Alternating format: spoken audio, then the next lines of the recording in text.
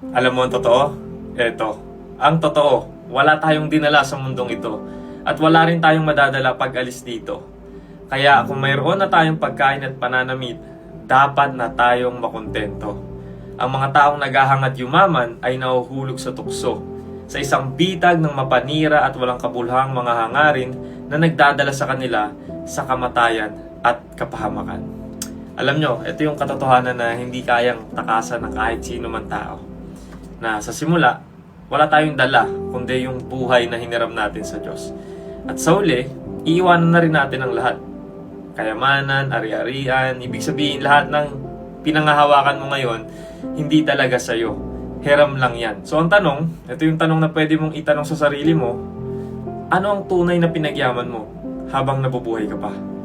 Kasi ang problema hindi naman kung may pera ka o wala. Ang problema ay kung yung pera na ang may hawak sa'yo. Kasi kapag ang puso natin nakaangkla sa pera, parang nawalan na rin tayo eh. Kasi yung identity, yung security, yung joy natin, nakakapit doon sa bagay na nawawala rin. At alam nyo, ang tunay na kahirapan, hindi naman dahil kulang ka sa pera. Hindi.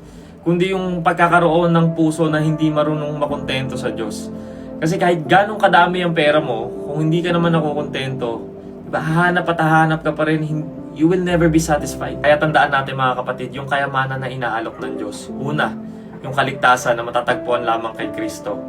Pangalawa, yung kasiyahan sa Kanya, yung contentment. Kasi ang taong natutong makontento sa kung anong meron siya, hindi alipin ng mundo. Malaya siya. Kasi alam niya na meron siyang Diyos at yun ay sapat na. So ano ang tunay na kayamanan? Hindi yung marami kang hawak. Kundi kahit mawalan ka na ng lahat, buo ka pa rin. Dahil nasa iyo ang Diyos. Amen?